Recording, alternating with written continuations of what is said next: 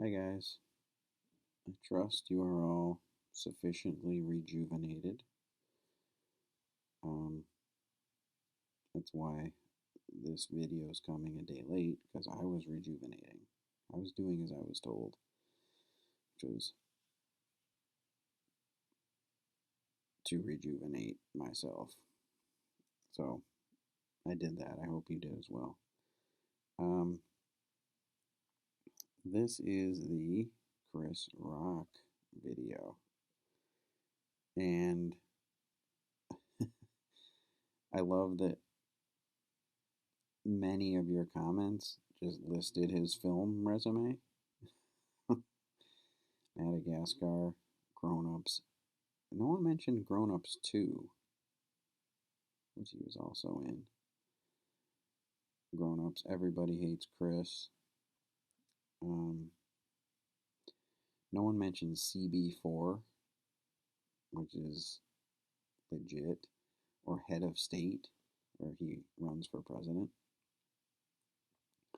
Um, shoot, what was the one? Somebody mentioned some random one that I thought was funny. I can't remember. So that was fun. And but many of your comments then went into talking about his stand up. Surprised that so many of you hadn't seen his stand up before. And I'm glad that you have now. So you're welcome, I think. Um, so some background stuff about uh, Chris Rock is I mentioned in class, like the first Never Scared was from 2004. Tambourine's from 2018, so there's this, almost a 15-year gap between the two. And a lot of you pointed out um, how some of the jokes aged in that 15-year span. Now, 15 years is it long? Is it? I mean, it's not that long. Um, but it is kind of long. I don't know. Anyway, um, it's interesting to mark how much the culture has changed or evolved or grown or whatever you want to call it in that 15-year gap. It seemed to most change the most with in terms of its treatment of women, which I'll get to because a lot of your comments pointed to the pretty misogynist jokes about strippers and keeping them off the pole and all that kind of stuff from Never Scared that are kind of, I mean, I think they're gone. That misogyny is gone. I think he is sort of taking responsibility in Tambourine for his, you know, his his shittiness. He ruined the marriage and it was his fault and all those kinds of things. So I think that marks a change, a positive change. Um, but I'll talk about that more when we get there. So 2004, the more astute of you will notice it's filmed. Never Scared was filmed in the same venue as Delirious, Eddie Murphy's red leather suit concert. Yes. So DC has a really rich stand-up tradition. In fact, I think Cat Williams did a special there too, that same room for DVD. Um, so I think that's just a cute little thing. So Chris Rock, um, in my opinion, one of the worst SNL cast members of all time. So I guess believe in yourself and you can achieve great things. Maybe that's a takeaway. Because he went from one of the worst SNL cast members to one of the greatest stand-up comedians of all time. Some things just aren't your thing. Sketch and improv. This wasn't his thing. Stand-up for sure. Like that's where he's at home. Again, it seems like the end for him. Yes, he's had a movie career, but you wouldn't say he's a movie star. I don't think. Um, so it's he's had an interesting um, he's had an interesting sort of career, so to speak. A couple of you mentioned, and this is something that's really distinct for him, is his cadence, right? The way he sort of his stage it's his stage presence, but it's more than just that. How he patrols the stage and things like that. It's his cadence and the way he kind of the sharp sort of yelling um, repetition is big with him, and he's not. I think Jackie brought it up, right? One of the things I think he uses that repetition not as a device for humor, but more as a device for sort of awareness, if you will. Um, in other words, a lot of people will repeat like things like catchphrases to to be funny, like as a joke, like "get her done." Let's just say, right? That that's stupid, and it's cute, and people just sort of latch onto it, and it's gimmicky and all that kind of stuff. I don't think Chris Rock is doing that, right? The things that he's repeating and the cadence that he's using shifts your focus. It's, yeah, maybe it's funny that he is repeating these things all the time, but it's not for that purpose. Um, but it's all right because it's all white. That was one. Maybe Jules or Jackie brought that up. But there's multiple things, especially in Never Scared, um, where he's just repeating these things over and over again. And again, for it's not for comedic effect. It's for, I guess, it's not for entertainment. It's for enlightenment. I guess that to use one of my things. Um, he's not repeating shit to be funny. He's repeating shit so you remember it and you think about it more. Um, and that's such an interesting device that he uses. I think he uses it really well.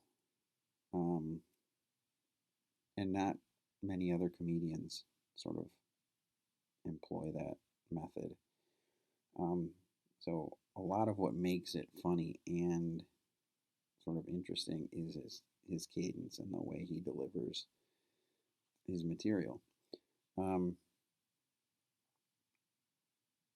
so he talks about Never Scared is 2004, and you guys were young, right? You guys were like four, probably four-ish. So you didn't know it was the Bush administration, and Bush, you know, was Trump before Trump. Like he was Trump light, basically. Uh, just just an idiot. The whole, I'm not going to get into that, but there was a different time in the culture, early 2000s. Some of the nobody mentioned this in the comments, but we talked about it in class, like kind of the misogynistic undertones of the Kobe Bryant rape trial that he kind of is working through, and he doesn't really nail that.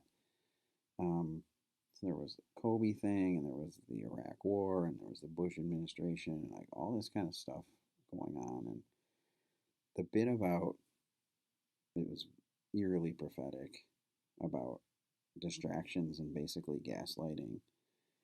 And I mean, Trump Trump did it, you know, like almost, what's the word,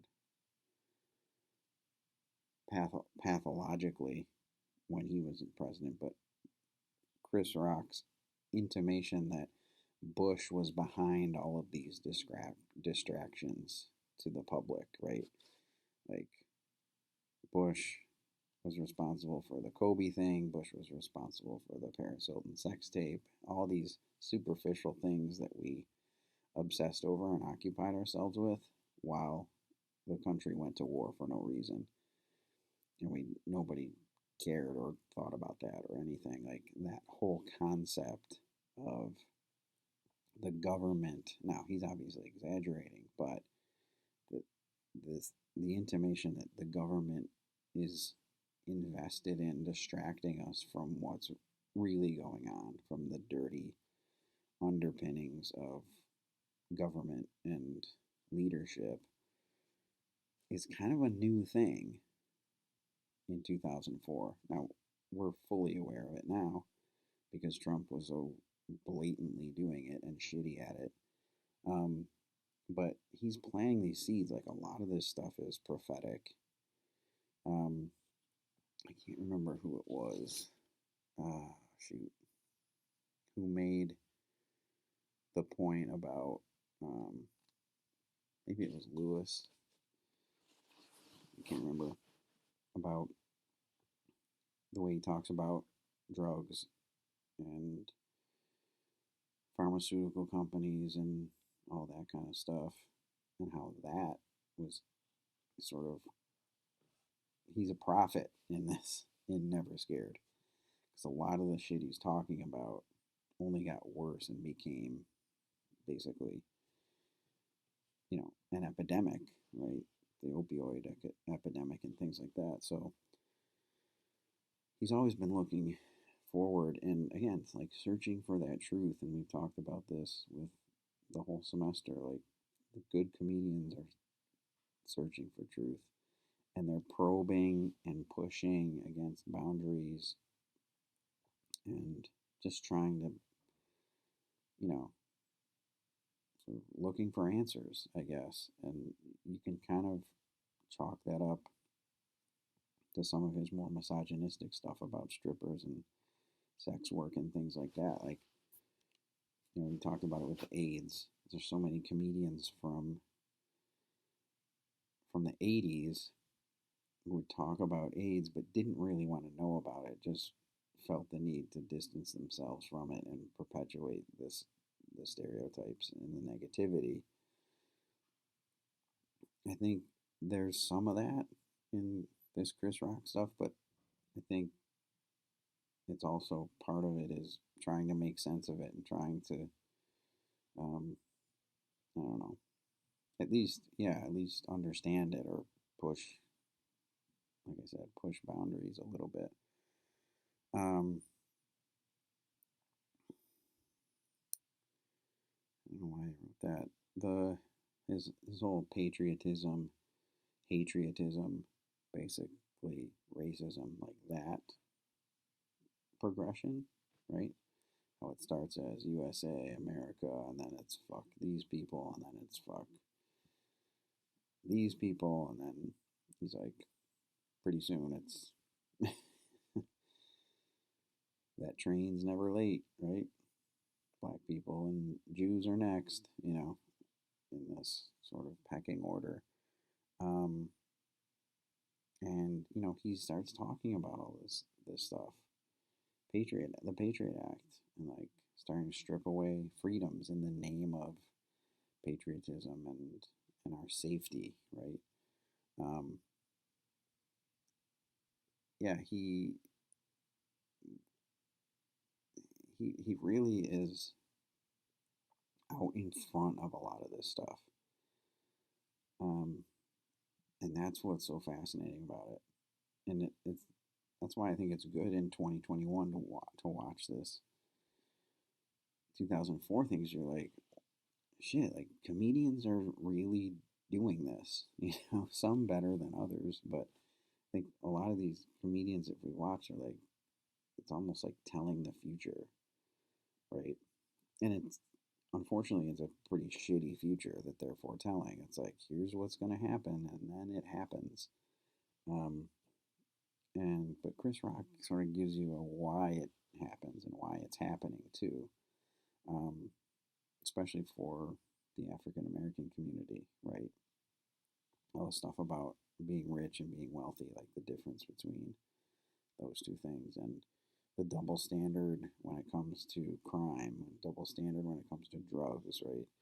And he goes into great detail about those things too. Like someone mentioned in their comments, and I'll get to it, but like there's really something at stake for his community more than everyone else, but for his community specifically. And you feel that, right? You feel that he's angry and passionate about the stuff that he's talking about. That you really, I don't think you can fake. Um, One of my favorite lines, and again, this is eerily sort of forecasting the future. Anyone who makes up their mind before they hear the issue is a fool. Boom. Roasted. Like, that's the gang mentality of America, right? He talks about that gang mentality that, well, if you're not with us, you're either with us or against us. Love it or leave it, right? Just all these binaries that we love to sort of um, that we embrace as truth when they're it, it's almost never true, right? There's no one way to be a thing, which is what I've said. I've said it this semester, and he sort of echoes that. You know, nobody's one thing. Right? It's just not like I'm liberal. Crime, I'm conservative.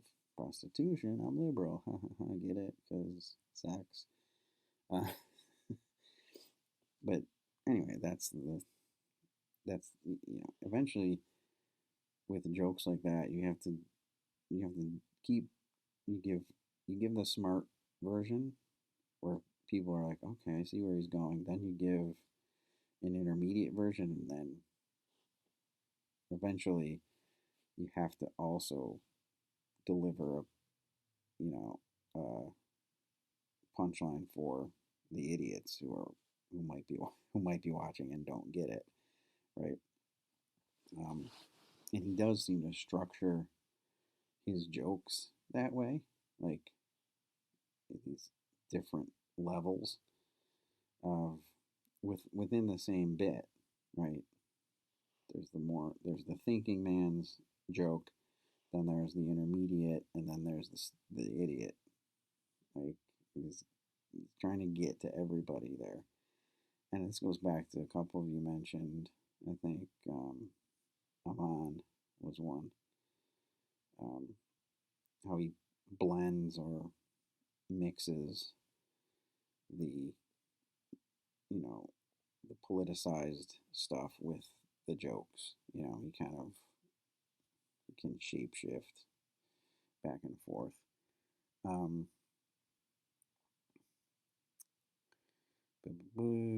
Critical of what he loves. Who mentioned that? Can't remember. Jackie, somebody, right? He further um, solidifies this notion that you not only can you be critical of the things you love, you should be most critical of the things you love. So the way Carlin and Hicks were sort of like angry about the state of the country and the government and the society or whatever, very similar, right? Not that it's not love it or leave it. It's not. Um, a lot of his bits sort of work towards this idea of the two Americas, right? There's a white and black America, and that really wasn't brought up until recently. That whole idea of two Americas, but he sort of plants the seeds for that, right? In all of his all of his jokes and descriptions that are meant to wake up Black America to be like, this, listen, this is what's going on. Like, you know, we're not out of the woods yet. Um, and he gives us, this is what's going on and this is why it's going on, right? His whole breakdown of, you know, alcohol and tobacco versus cocaine and marijuana, right? God forbid some brown people make some money. Um, that whole thing, the wealth versus rich, like he's saying we're not out of the woods, but he's also showing us why we're not. Government doesn't care about rappers, right?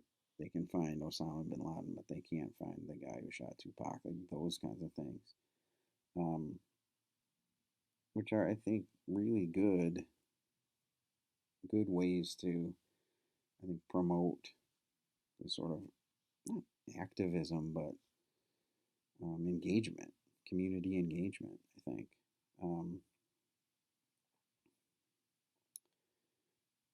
White is still. Oh, white is still. I'm not gonna say that.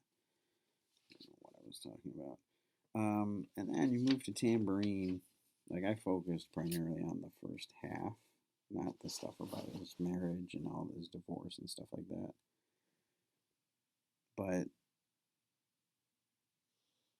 it's kind of he kind of expands on this two Americas thing, and he's basically like there's more than two Americas.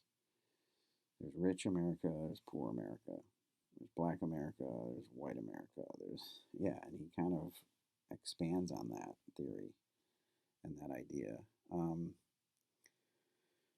The bit I think that first half, it's a great show, but the first half is just so strong.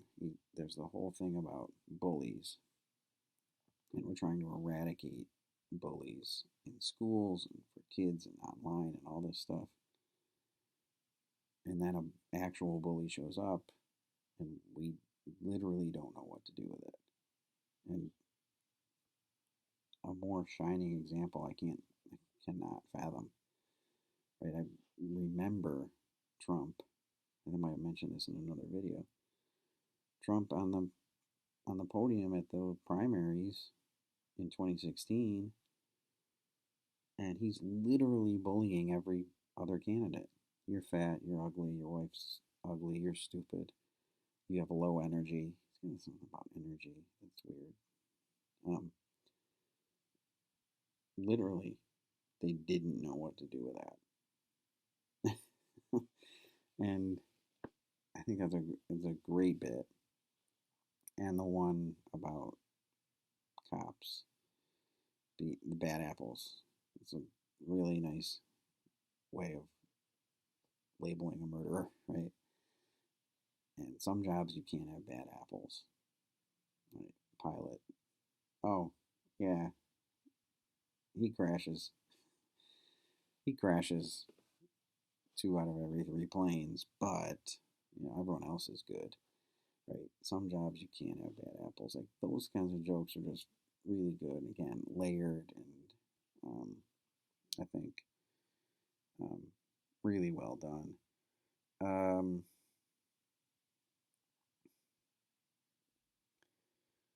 yeah, that's. I'll get to your comments now. Um, when we think about anything white, we need to contemplate that shit. That's like that's what's so interesting about Tambourine is like there's um, this feeling that he's reaching out to the black community and saying like, no, listen to me, right? Like, listen to me, dude. This you gotta do this, right? Don't take this shit lightly. There's something at stake there for him and for that community and for the culture at large. But um, that's always it's always pretty palpable when you hear that in somebody's act. So comment wise, Like, I got from Allison Runkle and Brittany and Elizabeth and Sonia and Ellie, all, I think, legitimately and um, justifiably called him out on his take on sex work and strippers and the whole the misogyny of it all. Um, and you're right to like a lot of the stuff that we hear. It, it should hit your ear differently now, because ideally things have changed, and when someone says something like that, it just doesn't sound right. And if it doesn't sound right, it's probably not right. So you have to be we have to be in tune with that, right? Understand that it was 2004, and like I said, I think he and most of you who made the comments about this were like, I don't think it was harmful in a way that Dice or even Eddie Murphy or Kinnison's jokes were like trying to be hurtful and negative, but they weren't necessarily progressive either. Um, I agree, and I hope that you guys saw some marked change in his um, in that misogynistic voice between the two shows. Um, but yeah, like we didn't think of sex work the way we do now. Like there's this big push in our culture to normalize sex work and appreciate it. And if it were legal and regulated and there was testing and like if we could make it like any other business, we'd probably be in a much better place. If you and yeah, and it would strip away a lot of the stigmas, you know, attached to it. Um, if it weren't, if we weren't clinging to our fucking pseudo Victorian bullshit that we love to do, right? Um, so yeah, I think I'm glad that you all that all sounded off to you, right? It didn't age well, and that you mentioned it because it's true. And um, I thought Sophia's point about it was the most interesting, right? How Chris Rock talks about keeping his daughter off the pole, right? Um, and Sophia was like, wait, yeah, sex work as a negative thing and the ultimate thing to be avoided, when in reality, the ultimate thing to be avoided is raising men who have opinions on sex work, similar to Chris Rock in this set. I thought that was some good analysis, right? Avoid raising shitty men with archaic viewpoints, basically, would be the better way to police this whole thing. Um, agree. Um, it was Joe. Joe talked about blending issue with joke, issues and jokes.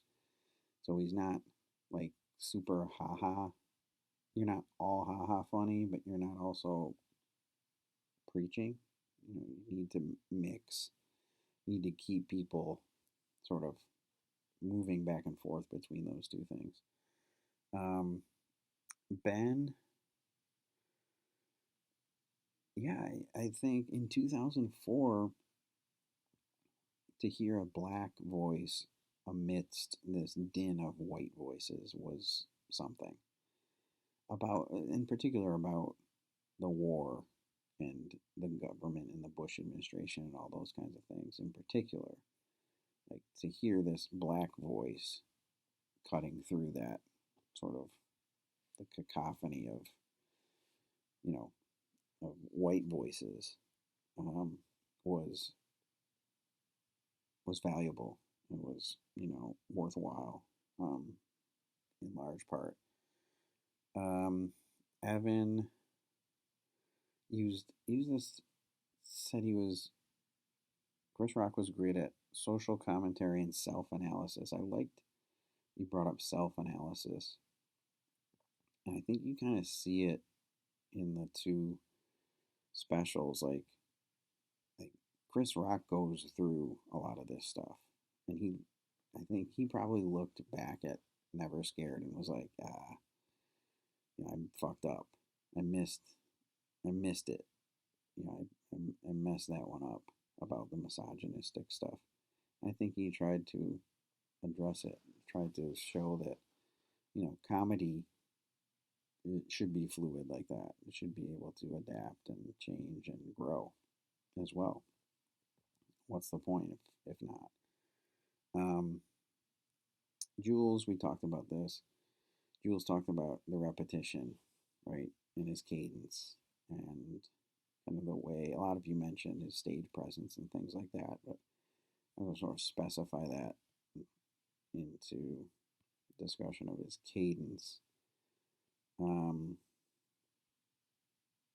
yeah, Jules was saying, right, just um, that repetition again, and I talked about it, using it to for effect, not for not as a joke, but as an insight, as a point of emphasis. Um, Cole. So what I do is basically, if your comment hits me, I sort of try to jot something down about it. So Cole's comment was something at stake for him and his family and his community, right? Taking it personally, a lot of this stuff, you know. We're past all of the glad handing and sort of um, the what is it, the niceties of the civil rights movement and all that stuff, and we're beyond. Now it's we got to dig our heels in again and push for actual equality across the board, right? And this means a lot to him. You can tell, right? There's something at stake, and we talked about that with comedy. Good comedy has something at stake, and there's definitely something at stake here. Um, Michael noted he talked as well about the misogyny and stuff, and noted that you know what was absent from Chris Rock was that insecurity or the defensiveness of some of the 80s guys that we looked at. And I think I agree with that. I don't think Michael was defending Chris Rock in this, saying that what he said was like on the nose, but it was more insightful, and at least like I would go back to what I was saying, like at least like feeling it out, like pushing the boundaries to be like, okay, where are we at with this kind of thing. Um, and then Jackie's comment about um, he really talks about what the community is up against, you know, especially in Tambourine. He's talking about what the black community is up against, and even in Never Scared too, right? And Jackie brought up the line, "Anyone who makes up their mind before hearing the issue is a fool." Um, and she talks about the whole legalizing drugs. Like, it's funny now because, you know, weed is being legalized all over the country. I don't think it'll be long before, most of the country is legal. And like, well, of course it is now. The government or white people basically have figured out how to cash in on it. Like that's it's not it should be no surprise, right, that it's going to be heavily taxed and regulated and all these kinds of things, and the government will get its share. Um, so now that it is profitable for white people, of course, you could say, because Chris Rock says in Never Scared, like drugs will never be legal, right? Never be legal in the United States. Well, why? Because white people don't stand to make any money off of it. Well, now they do, and here it comes. Um, so I thought that was interesting. Um, and Jackie also tied in with Caitlyn's. Um, Caitlyn made this point, right? Um, there's no one way to be a thing, right? Considering different, you need to consider different perspectives before you move forward. The process of belief. Maybe I talked about it with you guys, maybe not. Um, that all has to happen. Um, so,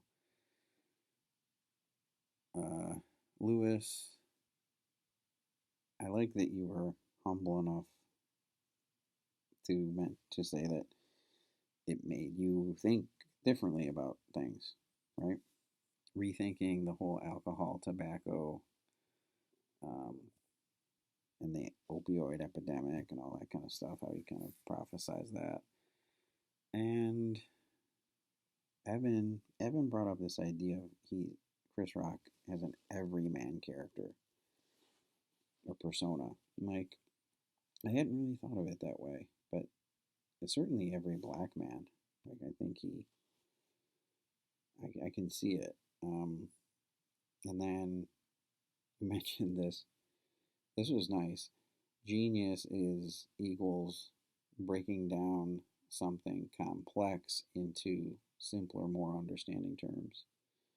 Um, I like that. Like, that is genius. And what good is it? What good is an idea if you can't relay it to someone else successfully?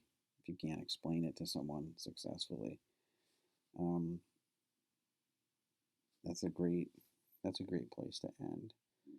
And basically, he was saying that's what Chris Rock does with a lot of these jokes. You know, the whole bad apples thing is a perfect example.